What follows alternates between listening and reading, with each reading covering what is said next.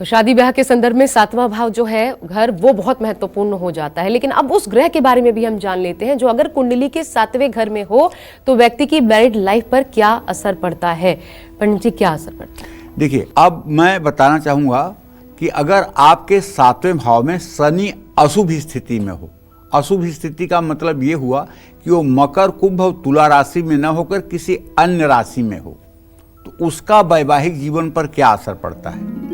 7वें भाव में अगर शनि खराब होगा तो व्यक्ति को अपने जीवन साथी का चयन करने में काफी मुश्किलों का सामना करना पड़ सकता है।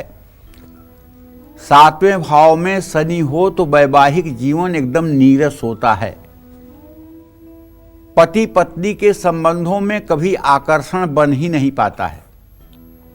कुंडली में 7वें भाव में शनि अगर अशुभ हो तो जीवन साथी की वाणी कठोर होती है और जीवन साथी क्लेश करना पसंद करता है। 7वें भाव में शनि होने पर व्यक्ति का विवाह देर से होता है।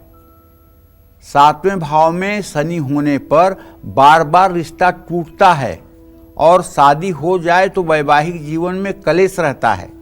लेकिन शनि अगर 7वें भाव में हो और वहीं सूर्य भी बैठ जाए शनि के साथ और शनि अस्त हो जाए, तब एक बात और होती है कि ऐसे लोगों को एक से ज़्यादा विवाह होते हैं। मतलब ऐसे लोगों के 2 विवाह 3 विवाह तक होते हुए देखे गए हैं।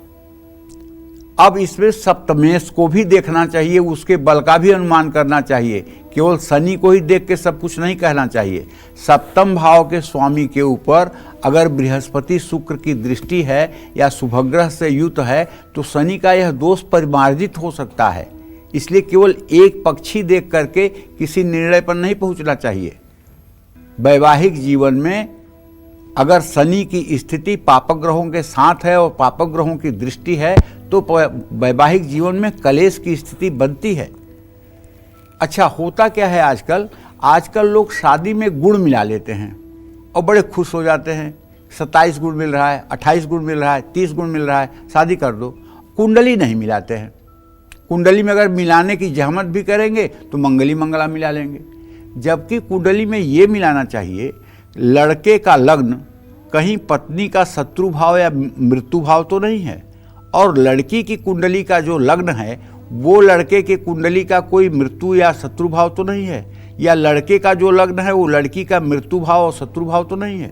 अगर ऐसा है तो चाहे आप 36 में 36 गुण मिला लीजिए, चाहे जितनी अच्छी कुंडली का मैच करा लीजिए, लेकिन ये शादी कभी चल नहीं सकती है।